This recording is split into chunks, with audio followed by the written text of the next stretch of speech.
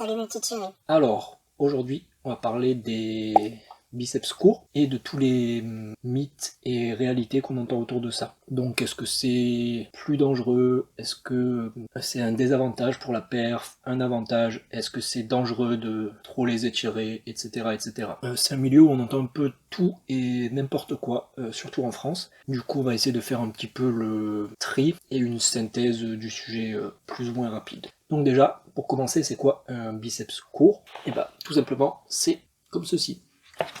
Donc en gros, ça va être un biceps où il va y avoir un gros espace à cet endroit, où vous allez en gros pouvoir mettre plusieurs doigts, et ça va être un espace où il n'y aura pas de muscles. Un espace rempli de tendons. A l'inverse, un biceps long, ça aura plutôt tendance à avoir un petit peu un rendu comme ceci, mais même en supination. Donc il va y avoir un peu une infinité de longueurs différentes, donc il n'y a pas juste court et long, il y aura plus ou moins court, plus ou moins long, moyen. Donc dans mon cas par exemple, il est plutôt bien court. Donc déjà il faut savoir que ça, la longueur de vos insertions, la longueur musculaire, vous pouvez pas la changer. C'est génétique et c'est fixé. Donc écoutez pas les ahuris qui vous disent qu'en vous étirant beaucoup, en faisant des étirements lestés, ça va changer quelque chose. Non. C'est pas possible. C'est-à-dire que même si vous prenez beaucoup de muscles, que vous les étirez ou ce que vous voulez, vous pouvez prendre beaucoup de volume au niveau de vos insertions, donc ici, en gros je pourrais prendre, pour vulgariser en mode comme ceci, mais je ne pourrais pas remplir cet espace-là. Après il y a des stratégies d'illusion, donc par exemple muscler certains muscles de l'avant-bras pour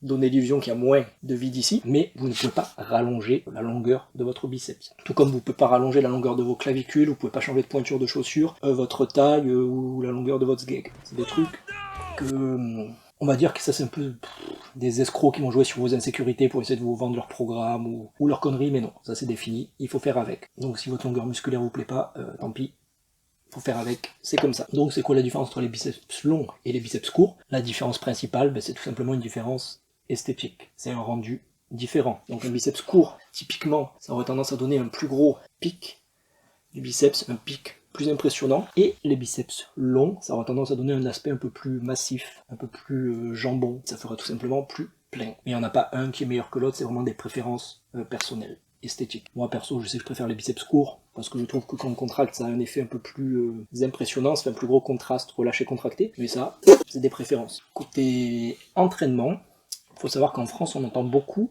de choses sur l'entraînement des biceps courts, ou j'ai envie de dire sur l'entraînement morpho-anatomique, c'est-à-dire en gros l'entraînement selon votre morphologie, selon vos longueurs musculaires. Si vous avez des biceps courts, vous allez plutôt privilégier tel exercice. Si vous avez des biceps longs, vous allez plutôt privilégier tel exercice. Et en France, on a également beaucoup de fatalisme génétique. Vous allez beaucoup entendre des grands noms du feed game vous dire si vous avez telle morphologie, il faut surtout pas faire cet exercice. Si vous avez tel muscle court, vous serez jamais bon sur tel exo. Si vous êtes comme ça, vous êtes cuit, vous pourrez jamais percer dans tel sport, etc. Et c'est assez marrant, parce que moi, par exemple, qui viens surtout du feed game anglophone, donc qui ai découvert le feed game français vraiment très très tard, bah dans le feed game anglophone, on a beaucoup moins c'est quasiment inexistant, cette espèce de fatalisme génétique. Ça c'est un truc qui est quand même vraiment assez typique du monde de la muscu en France, à cause de certaines personnes très influentes, mais par contre, ça dans le feed game anglophone, qui selon moi est beaucoup plus qualitatif, on l'entend beaucoup moins, voire pas du tout, on n'a pas du tout le même rapport à la morpho-anatomie, c'est-à-dire qu'en fait on va pas autant maximiser l'importance de la longueur musculaire, de votre morphologie pour être un athlète dans tel sport, pour perfer, pour choisir vos exercices et tout, ça c'est un truc qui est typiquement français. Donc déjà bon à savoir. Du coup pour moi, tout ce truc de fatalisme musculaire, de morpho-anatomie, etc.,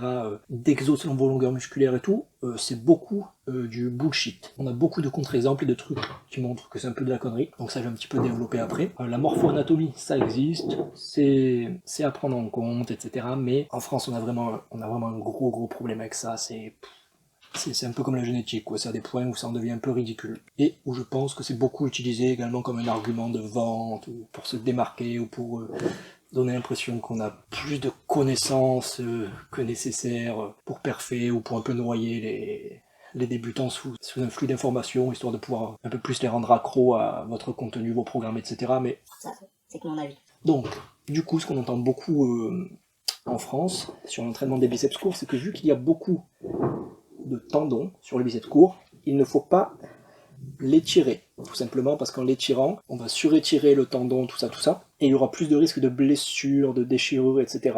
Et du coup, on va plutôt dire de privilégier les exercices de contraction, où il y a peu d'étirement, plutôt que les exercices avec un gros étirement, comme par exemple le curl incliné, donc on aura un gros étirement du biceps, ou le pélican curl par exemple. Donc ça, typiquement, on dit si vous avez des biceps longs, pas de soucis, si vous avez des biceps courts, ne faites pas ces exos, c'est dangereux, vous allez vous déchirer le biceps, vous allez vous faire des tendinopathies, etc. blablabla. Ou alors, on va vous dire, vous pouvez faire du curl incliné, mais vous ne devez pas tendre les bras en fin de mouvement, donc faire du curl incliné partiel. Donc ça, c'est assez marrant, parce que moi qui viens du game anglophone, j'avais jamais entendu ça, j'ai toujours fait du curl incliné avec mes biceps courts, et je me suis dit, c'est bizarre, moi, ça m'a jamais posé aucun souci, je dois être fait différemment. et en vérité, c'est juste que ça, c'est encore une fois de la connerie. Je sais pas d'où ils ont pondu ça, mais les capacités d'étirement et de contraction de muscles n'ont rien à voir avec la longueur musculaire. Ça, c'est complètement idiot. Et surtout, ce type de conseil d'éviter une amplitude, de faire du partiel pour ne pas aller dans une amplitude dangereuse, c'est justement la meilleure manière, le meilleur conseil possible pour se blesser,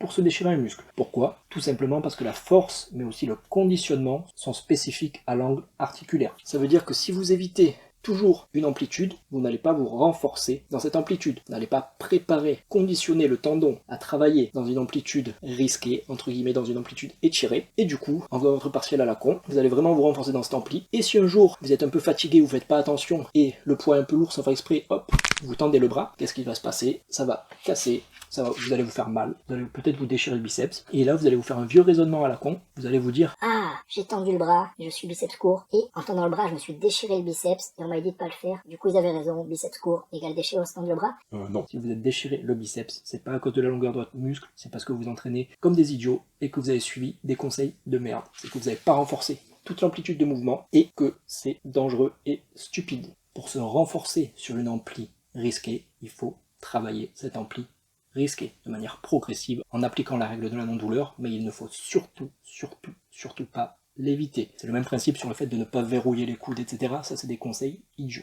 C'est de la merde. Et c'est comme ça qu'après on se blesse et qu'on fait des raisonnements fallacieux. Qu'on se dit, quand je fais ça, je me blesse, donc c'est à cause de cette position. Non, vous vous blessez parce que vous n'êtes pas conditionné dans cette position. La nuance est subtile, mais importante.